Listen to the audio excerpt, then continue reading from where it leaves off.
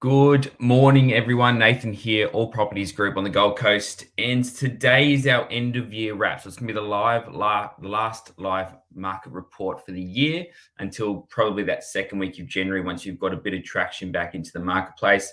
And I can give you a true representation as to what I'm seeing at that point in time. But for now, what I wanted to do was really break down the whole 2022 year if I can.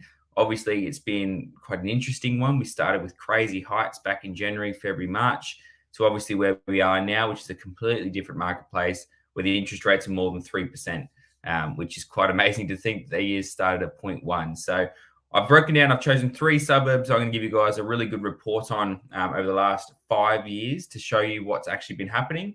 And I've broken down 1 suburb as well for the whole of 2022, which will follow the trend of most within the local area around the Gold Coast as well. But we're really going to break things down. Now, obviously, if we talk about from a perspective of buyers, obviously the year started with the borders reopening. So in January, we saw the biggest influx of interstate buyers we saw throughout the whole COVID period, because when they announced that they were going to open, all those Sydney buyers and Melbourne buyers that were just ringing us up, doing a FaceTime inspection and putting a contract in a house decided to wait. So we actually saw the end of 2021 was a little bit quiet in regards to transactions. And then January just went boom and it went nuts. Every suburb on the Gold Coast probably had the biggest increase in that first 2 months of this year, January and February, which you'll see very shortly anyway. And then things started to continue from there. It got stabilized from probably March, April, May. And then in May really was where things started to change. The end of May and June is when we saw those big interest rate rises. June was the first of the 0.5, which we had 4 consecutive of. And we really saw this sentiment change, not only from buyers, but from sellers as well. What we noticed that sellers kind of freaked a little bit and they stopped selling. They just kind of waited and wanted to see what was going to happen. And then towards the back end of this year, we've started to see sellers coming back to the marketplace, and even buyers now have started to increase their trend, their traction. For example, 23 Bowley Street in Pacific Pines, I listed it Wednesday. We've had 5 inspections without an open home, which is today the first one, and we've already had 2 offers. So we're starting to see people are getting themselves back in. I think what they're looking at right now is the fact that they've got a 2-month period from December, the first week of December to the first week of February, where they know the interest rates won't be changing.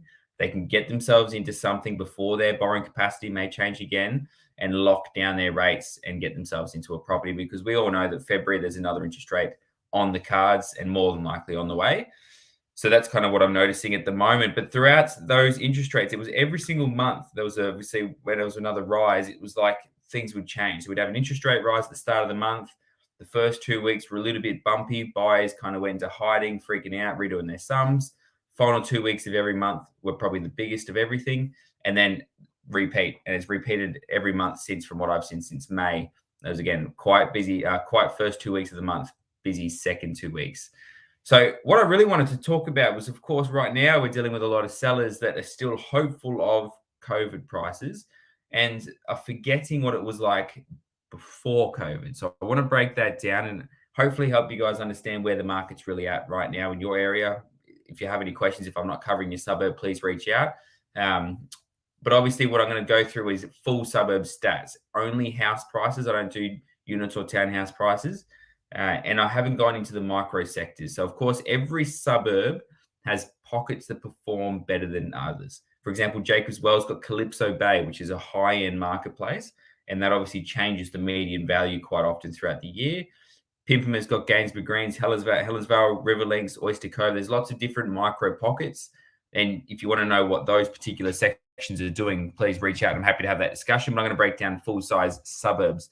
So what I've done is I've chosen Pimpama, Jacobs Well, and Helensvale, which I'm going to give you a 5-year rundown as what's happened within those. So hopefully you guys can see the screen. If you can't, please let me know. Feel free to comment with any questions as well. We are live, so hopefully they come through, and I'll try and answer them as best I can. So let's look at Pimpama over the last 5 years. Now, we know that 2021 and 2022 are the anomaly years. That's where things shifted the most in the marketplace and the most historically for the last 20, 30, 40 years.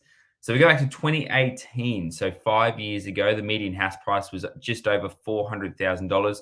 And we actually saw that dip in 2019 and 2020, which is quite interesting, with the average amount of transactions sitting around that 400 to 450 mark on average before we saw COVID. Of course, towards the end of 2020, we saw a little bit of growth. 2021 is where things really kicked off. And you can see the amount of transactions that happened last year that really threw the marketplace in a whirl. So there was 839 transactions in the whole of Pimpama for 2021, which got everyone very excited. To give you an idea, that's approximately an 8 to 9% turnover rate of an entire suburb. So there's approximately 9,000 dwellings now within Pimpama. To have 800 is really, really big transaction numbers. And the median house price jumped $140,000. So it went up 25% in that 1 year, and again went up another 130,000 throughout 2022, despite the tumultuous, I'm going to say the word properly, year that we've had. But we've had only 554 transactions, which brings us back to the average amount for Pimpama. So we're kind of heading in the trend where Pimpama is returning back to its normal level of transactions, that 5% range. And the median house price is still sitting in that late 600,000s, which again, if we look back to 2018, there's been a $250,000 increase for the median house price. Now, again, every microsector is performed differently, but regardless, as the median lifts, so does everything else within the area. So that's really good to see. If I have a look at, so I'll go straight to the back of this. And I've done Pimpama for a full 12 months. So we know that throughout this year, things have lifted, things have changed. The biggest thing to look at, and apologies, I'm not sure if you can see my mouse or anything, but obviously January is on the right-hand side of this screen and now is on the left. And the biggest thing to watch is the transaction. So the first 4 months of this year were the highest transaction levels, of course, in Pimpama, 47, 58, 78, and 54, before we started to see things again shift in May, June, July. You'll see the numbers slowly starting to dip down to where we are last month, with only 23 transactions and 14 currently recorded. Of course, this is only available with what's now. So I know there's potentially a few more transactions to come into this month, but you can see the median has kind of held itself quite well, despite what's happened. The whole suburb is still sitting in that sort of late $600,000. We had a peak last month with lower transactions where we've sat above 700,000, believe it or not. So keep this in the back of your minds that yes, the media is hyping this massive drop in the marketplace and all these things, but what we've seen mainly is a drop in transactions, not necessarily a massive drop in prices. This will obviously start to adjust itself next year. We know towards the end of this year, we have seen in many areas between 5 and 10%, right? Is probably where the average house has changed. But of course, when we look at it from a median value and you look at 9,000 houses and what they've transacted at, you can see the median for the suburb is still holding quite strong. And the story sort of continues the same. So Jacobs Well, for example, has had almost doubled in the last 5 years. So 2018, the median price at 78 transactions was $508,000. And you see that median price has continued to rise. We had a $2,000 rise for 1 year there, 60,000, and then we had a $220,000 rise, and then another $200,000 nearly on top of that.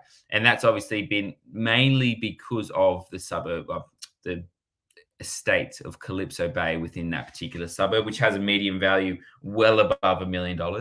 And now that the land has all started to sell and we've got a lot more properties coming, I suspect we'll actually see another lift next year in the median values, despite, of course, a small change within the marketplace and the buyer sentiment. But you can see the transactions again during COVID, 129 back into the 70s now, back to normal.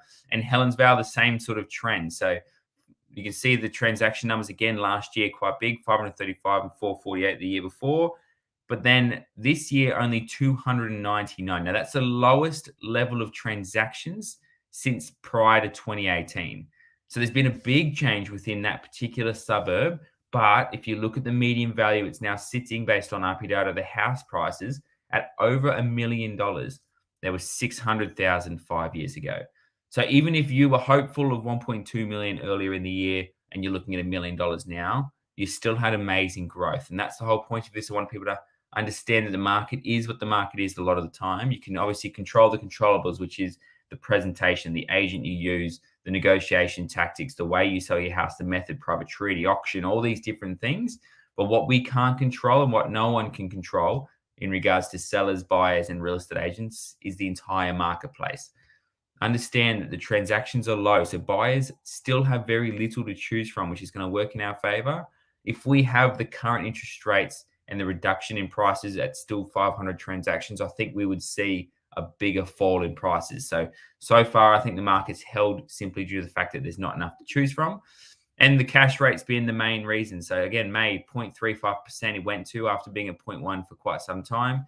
And quickly did it get to 3.1%. I did a video on this last week. Of course, at this point in time in May or just before May, the banks were having to adjust their rates in the background of what they were testing buyers on. So if you were looking at a cash rate of 0.1% at a 2% interest rate to buy a house, you were getting assessed that you could afford it at 5%. Well, we've now reached that point where those buyers are now paying what they were assessed at. So what's going to happen next year is potentially we're talking another 2% before the middle of next year on top, which will bring us back to the heights of 2010. And we're going to see a significant shift, I believe, from there. Right now, as a seller, there's great sentiment right now for buyers who want to get in before the February rise. It's a great time to hit the market in January.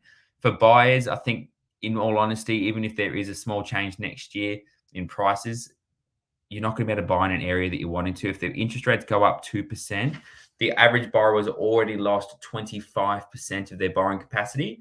To lose another 20% next year, regardless, with the market's not dropping as fast as the borrowing capacities are, you're going to lose out on its location or features, size, all these different things. So buy as soon as you possibly can and hold. The 5 years shows that even in dips, and we've seen that, where was it?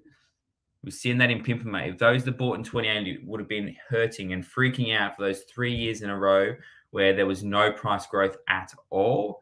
But when you hold on for 5 years, 10 years, 15 years, property prices historically always go up. In this case, they went up $200,000, which is an amazing result. So that's gives you a full idea as to what's happened in 2022. Now we look forward to 2023 and no one has any idea what's going to happen. They've got some economists saying that we're actually going to see an uptick in property prices next year, mainly due to the fact that there's a lot less building happening. People are now scared at the moment to build a house because while the real estate market in general has started to ease, the building costs continue to rise and the length to build continues to blow out. So we're finding a lot of those are now getting out of the lands, coming back to us, and that could potentially see us have an uptick, which is our hope. Of course, there's other economists that are saying, well, if we get another 2% and we start to see, people struggling with cash flow and buyer sentiment drop any further, that we could see some reductions in prices. So who knows what's going to happen? We've got to wait and see. But I see the first part of next year as a great time to sell and buy real estate before things do get into that interest rate rise. And I have no doubt in my mind that we're going to see interest rates go up and then start coming down towards the end of next year.